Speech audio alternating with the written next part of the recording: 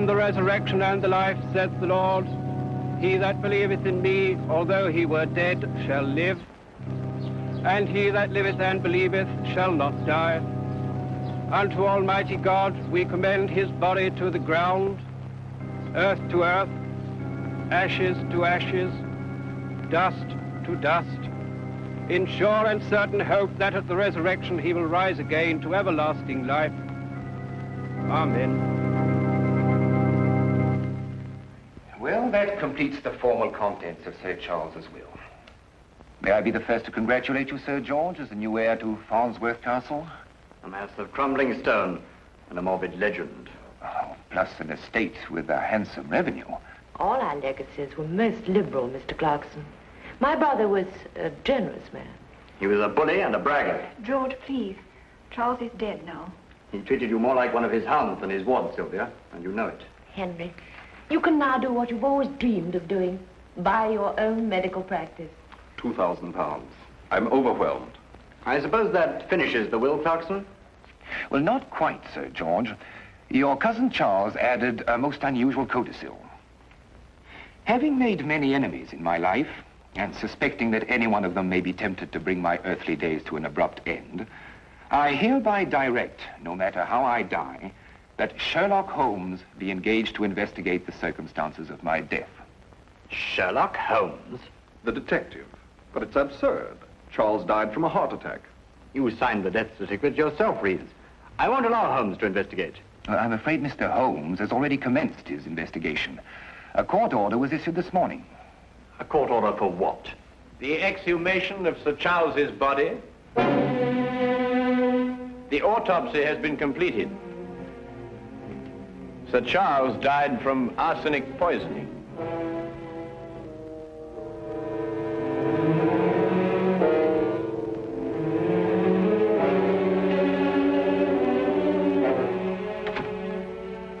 Elizabeth, it's incredible. Who could have done it? Arsenic. Only one of us. You or I or Henry or Sylvia. Oh, no. Not Sylvia, no. She had no reason. She had the same reason we all had. Charles' death set her free just as it set the rest of us free. Are Holmes and Lestrade still up in the tower room? Yes, and Dr. Watson is there too.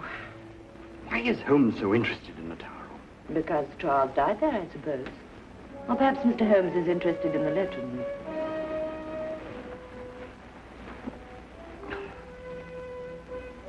That ridiculous, gruesome legend. Murder's what I believe in, Holmes, not legends. Well, you know, Lestrade, legends are sometimes put to surprisingly modern uses. By the way, what is the legend, Holmes? Well, it dates back to the Wars of the Roses. A sentry fell asleep here one night while on watch. As a result, they chopped his head off. Ever since that time, anyone who sleeps here is supposed to die. Nonsense. Quite. And yet Sir Charles slept here, and he did die. It's a coincidence. He'd already taken the poison. He had to die somewhere. You know, that window is much too narrow for anyone to get in or out. With that door locked, this place becomes a classic sealed room. It was arsenic that killed him, Holmes, not the room. Or the legend. Or the legend. Dr. Watson, you read the autopsy report. What's your opinion? Well, there is one thing that struck me as odd. This is January. Mm-hmm. Yet Sir Charles had eaten grapes the night he was poisoned. Well, what's that got to do with it? Well, you don't very often find grapes in January. Not in England, anyway. Clever, Watson. Grapes in January, eh? Yeah.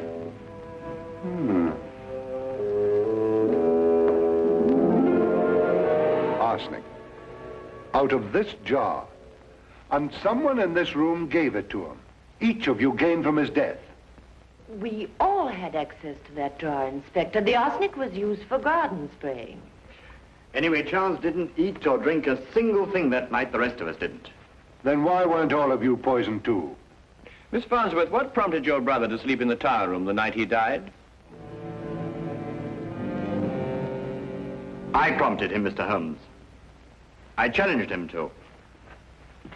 Oh, really? Why? To put his constant bragging to the test. It started at dinner that night. A Elizabeth, your meals are getting progressively more inedible. If you can't do better, I suggest you find your own home and run it. I'll try to do better, Charles. Elizabeth, I liked your dinner. What do you know about decent food? What do you know about anything? I know how to run your estate for you. And the mess you're making of it, too.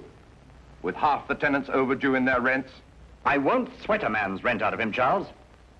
You'll get the rest of the rents by tomorrow, or out you go. Bag and baggage. What have you got to say to that?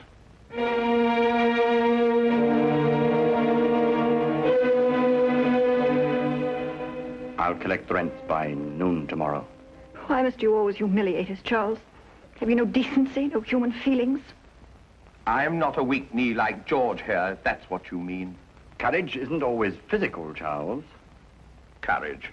Do you remember the time I locked you in the tower room? You screamed like a stuck pig. I was 7 years old, not a big, brave man like you. What do you mean by that? You dared lock a little boy in that room, but you never dared spend a night in it yourself. You think I believe that stupid legend? Yes, and fear it. Just as you fear anything you cannot hear or see or touch. You locked me in to frighten me, because you yourself would have been frightened.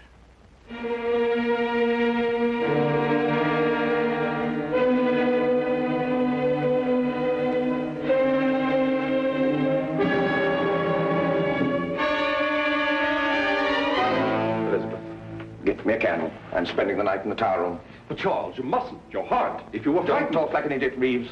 Frightened of what? An old wives' tale?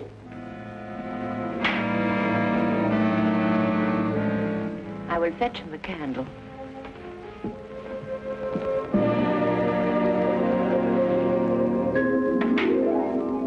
I had to break open the tower room next morning. I found him dead. Mm-hmm. Interesting. What kind of grapes were served at dinner that night? Grapes? No grapes were served. We haven't had grapes in the house for months. Then who gave Sir Charles the grapes he ate that night? Because he did eat grapes. That's how he was poisoned. No one gave my brother grapes, Inspector. You're wrong. The murderer did. Lestrade, the grapes won't solve your case, you know. The solution lies in the tower room. Now, look here, Holmes. We've already gone into all that, and I'm going to find it. How can you do that, Holmes? By spending the night in the tower room myself.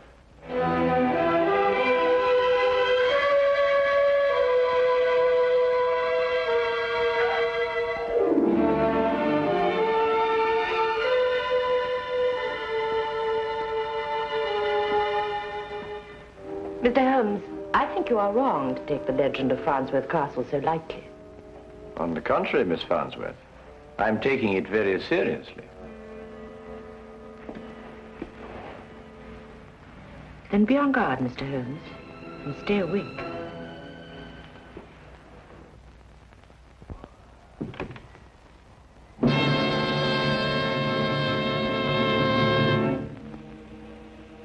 Holmes, how can you possibly solve the mystery here?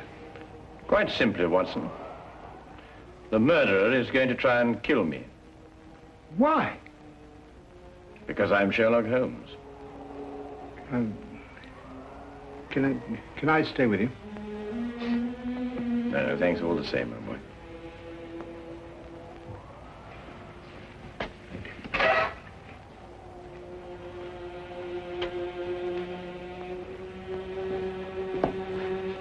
Holmes, if anything happens, you will shout, won't you? Yes, yes. Loud and strong.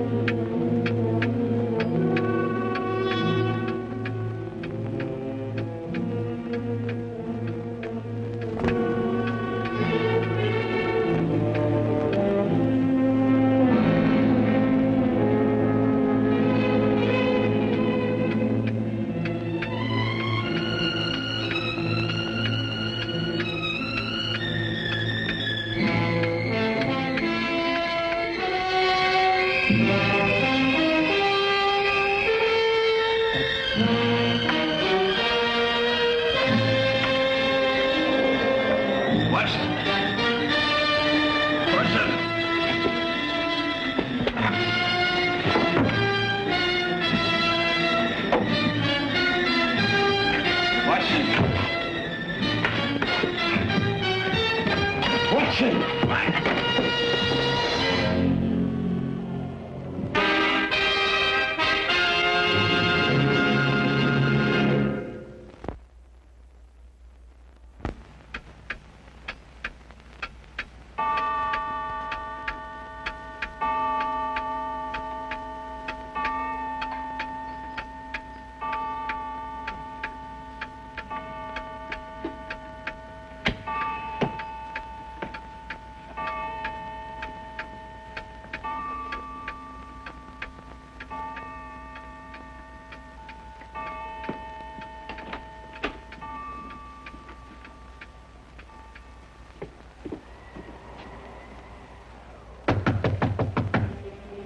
Holmes? Holmes!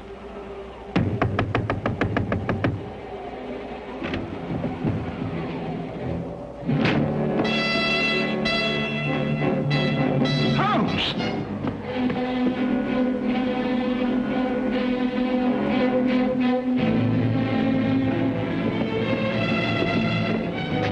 Poison.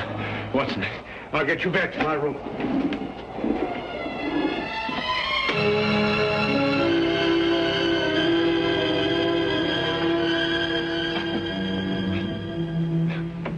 Arsenic. Watson, quickly, the antidote.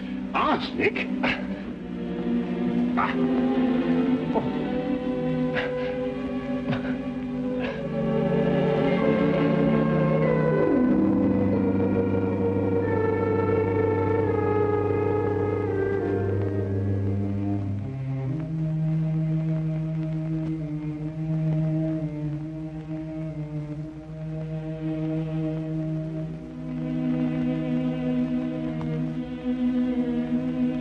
Very cunning, Watson. Yes, maybe, Holmes, but I don't understand. After all, you and I ate the same thing the entire evening.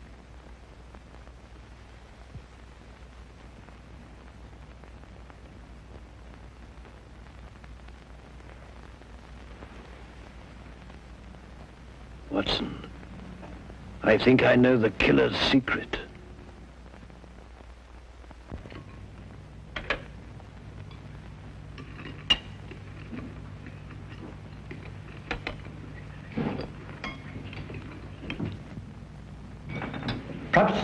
Perhaps I'd better go out and wake Holmes. It is getting rather late. Not that I believe in any of this superstitious nonsense, mind you, but... But you do believe in murder, eh, Dr. Reeves? Holmes! Well, it seems that everyone is surprised at my appearance this morning. Perhaps relieved is a better word, Mr. Holmes. I dare say there's somebody who's not very relieved. What are you talking about? I was poisoned last night. I am alive this morning, thanks to a bit of good luck and some ingenious foresight on the part of Dr. Watson. On the afternoon that Dr. Watson learned the true cause of Sir Charles's death, he ordered the ingredients of an arsenic antidote from the local chemist. I wonder who, sitting at this table now, is cursing that foresight. Do we have to be afraid of every bite we put into our mouths? Not every bite, Sir George. Only food with a flavor strong enough to conceal the taste of arsenic. Something like grapes, for example. And if you want to know who poisoned the grapes, I can tell you that too. The person who bought the grapes in a London fruit shop on the day Sir Charles died. I rather imagined you'd trace those grapes, Lestrade. Who did, in fact, buy them? Miss Sylvia Taylor. You're lying. Let her answer that, Sir George. Yes. I bought them. Sylvia. And gave them to Sir Charles when he was in the tower room. Yes. But I didn't poison them. I swear I didn't.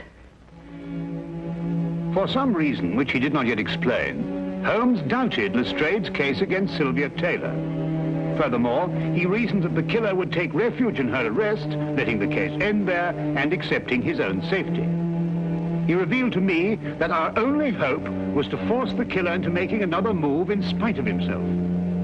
The first step was publicly to denounce Lestrade's case in such a way that the inspector himself would be convinced that he needed more evidence. This, Holmes hoped, would frighten the killer.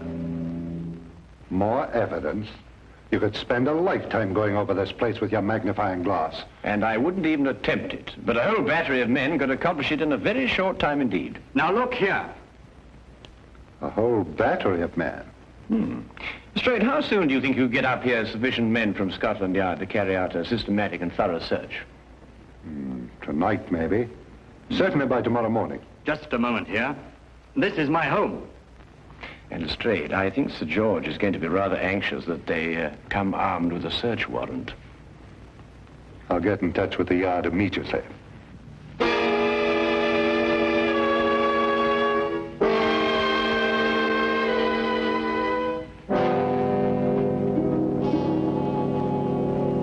Watson, you're sure no one's left the house? Bobby on the door said nobody had gone in or out all day. Well, I hope we haven't been outwitted on this. It's been a very tiring time, Holmes, watching every move that's being made and getting nowhere. Yes, we can't afford to let up now, Watson. The pressure's really on him, you know. He's got fear to contend with. Oh, Holmes, why do you keep crossing to that window? You know, I think it's your pacing up and down all day that's made me more nervous than anything else. There it is, Watson. What? Quickly, Watson, the tower room. Coming, Holmes.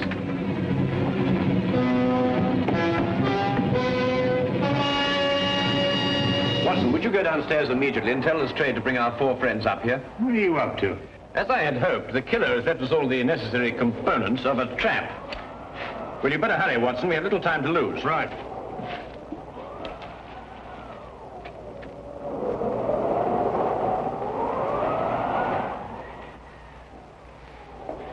Won't you sit down here?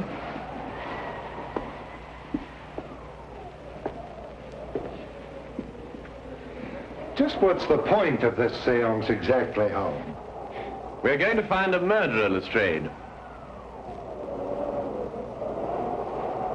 Yes, but why here? Perhaps the legend's going to tell us. Yes, Lestrade. The legend. The weird tale of a headless sentry. And a most convenient one for the murderer, who didn't anticipate an autopsy. Yet why did he choose this room to murder in?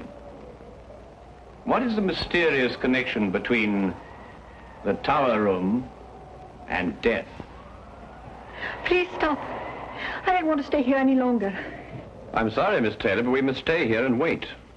Perhaps all night. Who knows? But this is insane. I don't feel very well. Could we open the window? I'll open it for you, Elizabeth. It is getting rather stuffy in here. Don't bother, Dr. Reeves. I've already tried to open it myself. It's quite impossible. My head is spinning. You've got to open the window. I feel faint. Please open the window. I've already told you, Miss Farnsworth. It's quite impossible. I don't believe you. Reeves, make him open the window. Elizabeth, calm yourself. It's just this eerie room that's getting on your nerves.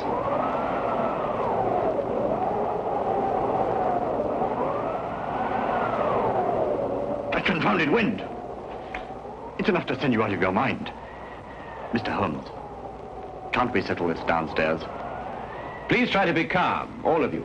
As I said before, we may have quite a long wait here.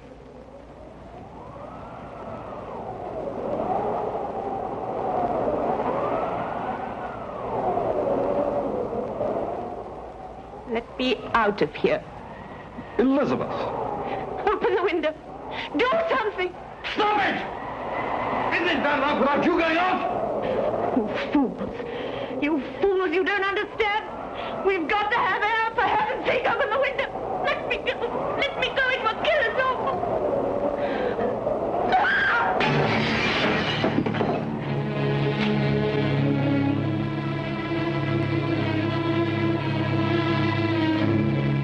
It really wasn't necessary to smash the window, Miss Farnsworth. Oh, Watson, there's a package in that drawer behind you. Bring it to me, will you? Yes, of course. You see, Miss Farnsworth, I took the precaution of replacing your arsenic candles with harmless ones. Of course, you couldn't be aware of that, could you? Arsenic candles? Yes, Lestrade. Like the one that killed Sir Charles. But Sir Charles died of poisoned grapes. Oh, no, Lestrade. It was a far more ingenious method of killing than that.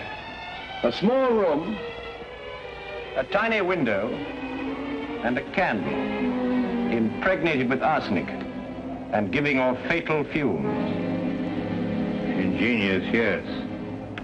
And it's practical. You can inhale arsenic as a gas.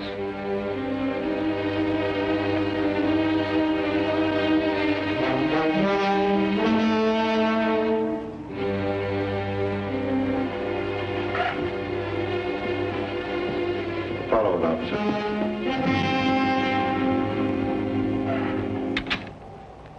You see, Lestrade, the person who placed those candles there wasn't going to sit through the night and wait for death. She had to give herself away. I'm sorry to upset all of you, but quite frankly, I didn't know which one of you it was. But Holmes, why did she choose this room to destroy the candles? Because this was the only room in the castle that she could be sure would be deserted that night. The legend, you see,